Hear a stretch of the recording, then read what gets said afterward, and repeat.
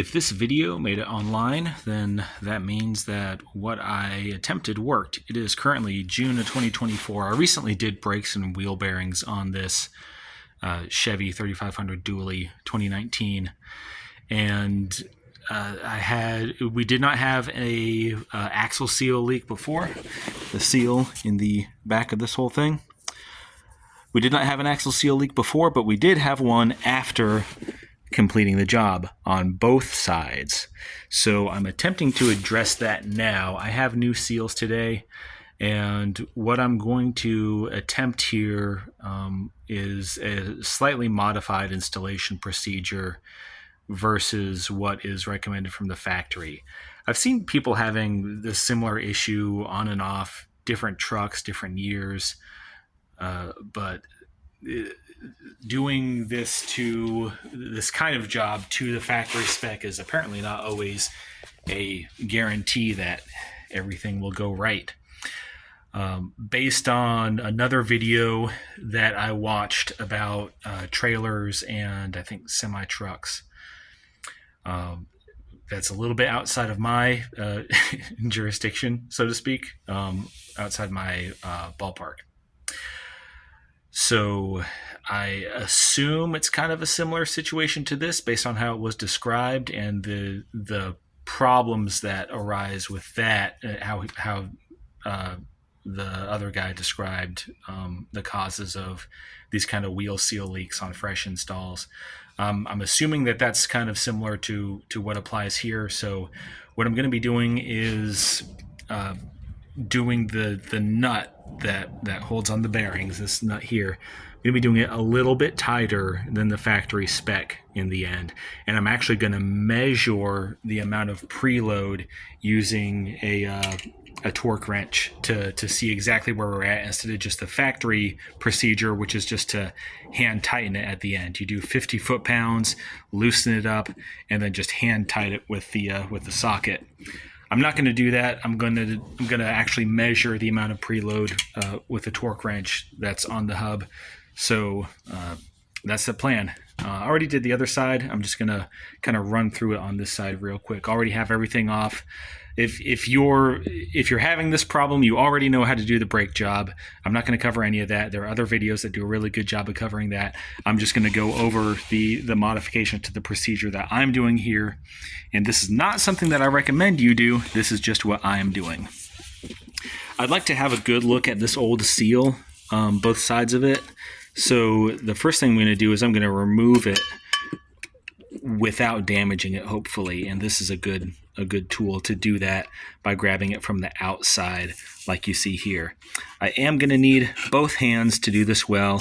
Just kind of work it up a little at a time. Little bit at a time.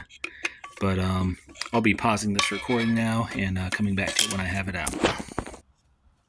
Alright, so here's that old seal here. It is intact. I'm not seeing any signs of damage to it.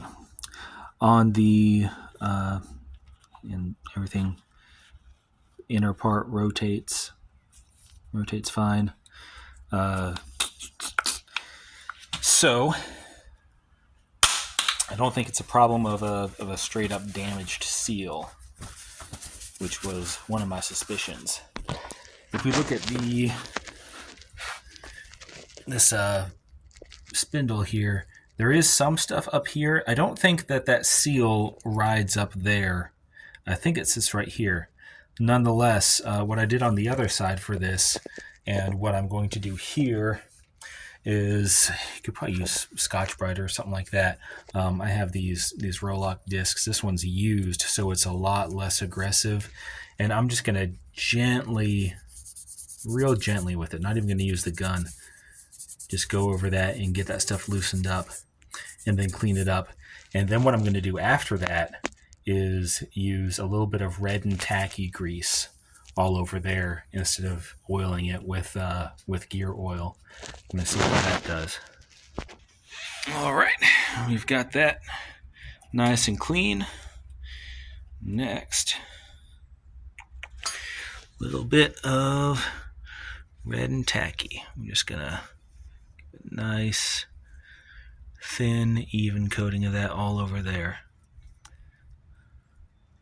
The same, I'll do a little bit of red and tacky on the inside of that new wheel seal as well. Same idea. Make sure it works into any imperfections in there. And my theory here is that if there's any imperfections in the surface, then this will kind of help fill it, being a little thicker than gear oil. Because again, I'm not 100% sure where this thing is leaking. My assumption, 80% sure that this is an issue of especially because the amount that it was leaking, that this is an issue with the, let's grab the seal. Here's the way these seals are. It has an inner and an outer portion. So there are 3 interfaces here where you could potentially have a leak. There's the interface of the very inside of the seal to the spindle. There's an interface between the 2 halves of the seal, because the inner or the outer rotates around the inner. If I can make it do it with one hand, probably not. Anyway, it does. Trust me. If you've done this, then you know what I'm talking about. And then you have the interface of the outside of the seal into the hub assembly. Any of those theoretically could be leaking. I don't think the first and the last options are likely. I do think it's the interface between the 2 halves of the seal that is that failed because of insufficient preload. But we'll see. We're going to cover all our bases here just to be safe. With how tight this fits into the wheel hub, I don't see any way that there could be a leak between the outside and with the rest of the hub assembly. So we're not going to take any special precautions there. Just going to do the usual gear oil on the seal, on the inside right here where it sits into, and we're just going to call it a day on that. So got the new Timken seal. Yes, we used Timken seals the first time. We didn't cheap out on seals. That's not the issue. But yeah, gonna get this installed in there. I'll be using the old seal as a kind of cushion to help me drive it in there, just so I don't damage the new one or anything like that. Nothing out of the ordinary there, but we'll come back to it. One other thing I forgot to mention that I did in the new seal, this is the old one, but on the new one, I put just a little bit of gear oil around there and then spun it around to try to work that into that seal lip there. I also took just a tiny bit and put it in through the back and also spun that around, kind of worked it back and forth just to get the inside of the seal, make sure that it's good and lubricated, not gonna overheat on break-in and anything like that. But anyway, the new seal is in the hub.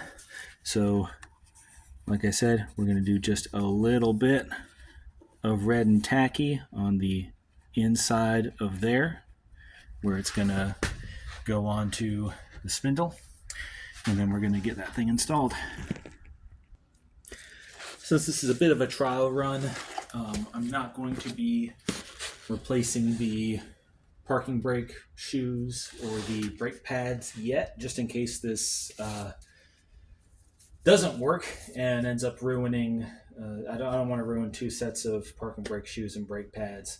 If this holds up and we don't have any more leaks, then I'll at least replace the brake pads, since those are contaminated with gear oil now.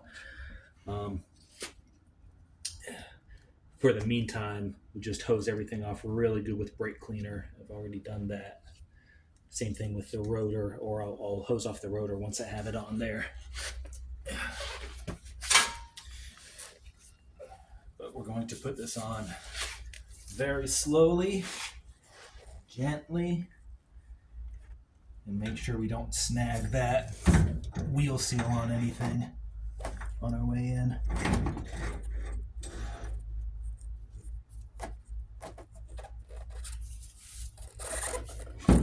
There we go. That felt really good. Whew, man.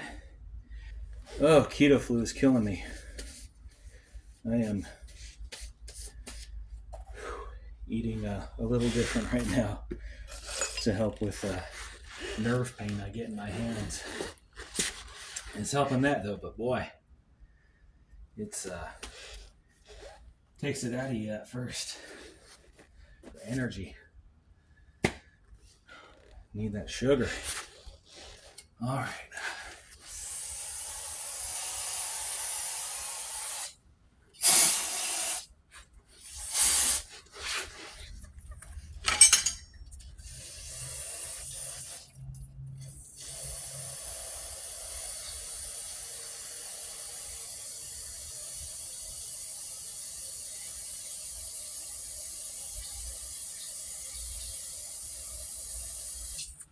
All right, here's the main event. Let's see. Of course, I have the phone sitting on top of the socket that I'm going to use for this nut. Didn't think that one through. All right, let's get started anyway.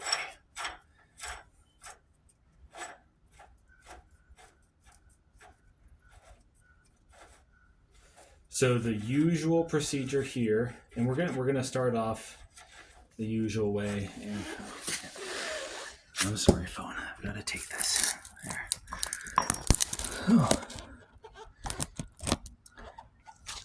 All right.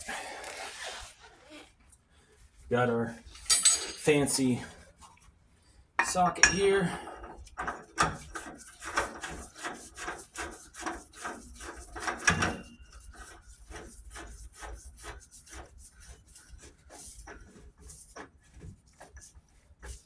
Tighten up. Then, torque wrench, 50 foot-pounds.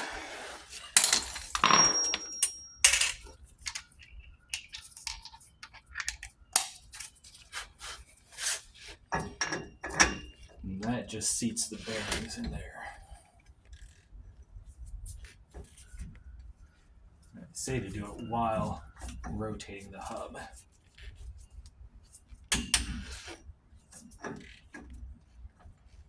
Check it a couple more times, spin it around.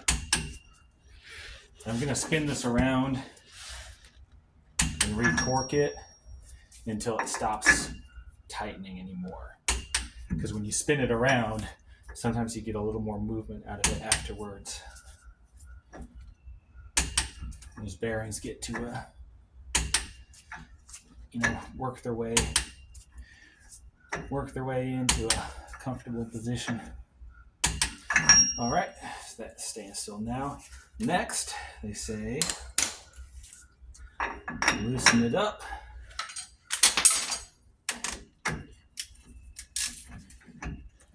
Yeah. All right, so at this point, factory procedure, at least as far as I've been able to find, is you just hand tighten it like that. I don't know whose hand that's based on. Apparently not mine, because it leaked. Or it's loose on purpose just to get an extra 1/2 of 1/10 of 1% of a mile per gallon to get that cookie from the EPA. I don't know. Maybe I just did it wrong too. Who knows? We'll see. Here's my idea on it. What I'm going to do is I'm going to get a bolt in here, and I'm going to do this kind of like you do set and preload on when you're rebuilding a differential for the pinion. Where's my socket? There's my socket.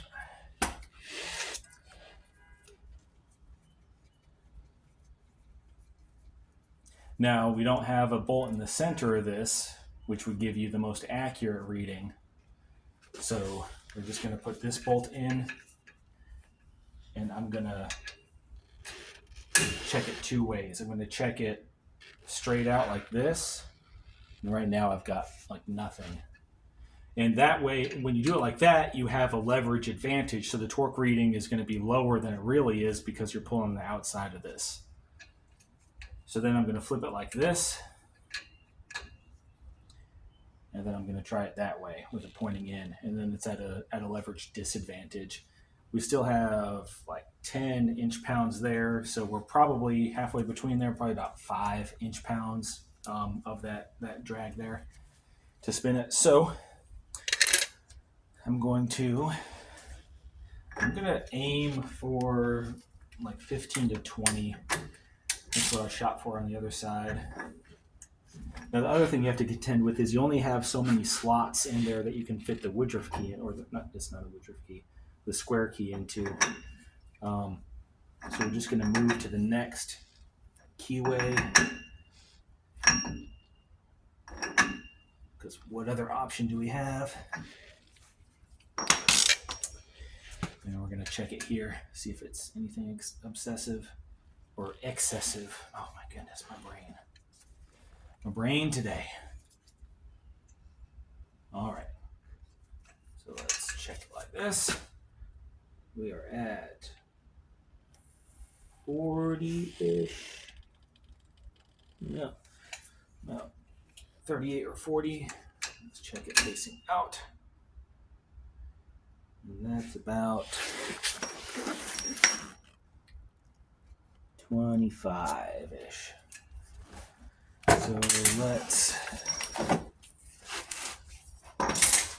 give it a good spin. Loosen it one more time to the next. Find the next keyway, and we'll see what that is. See if that's preferable. And that feels so loose. It's got to be like nothing.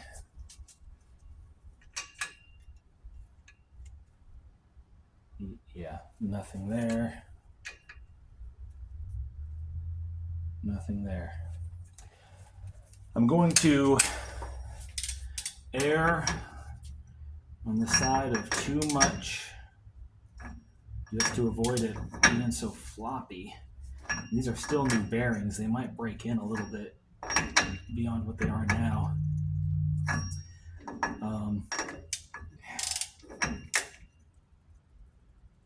I really wish these keyways were not so limiting, but that's what we've got. Let's check this.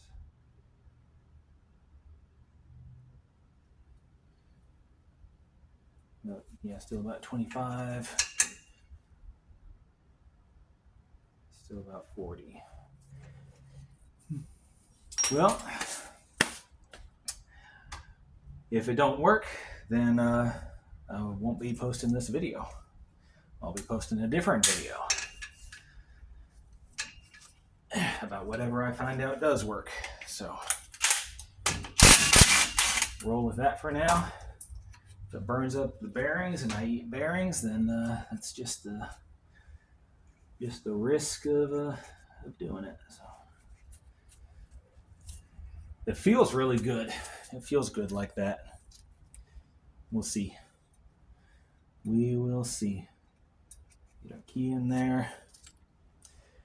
And the remainder, what do they say? The remainder of installation is the reverse of removal, blah, blah, blah. You know how it goes. But that's it. Hopefully this works out. Y'all have a good one.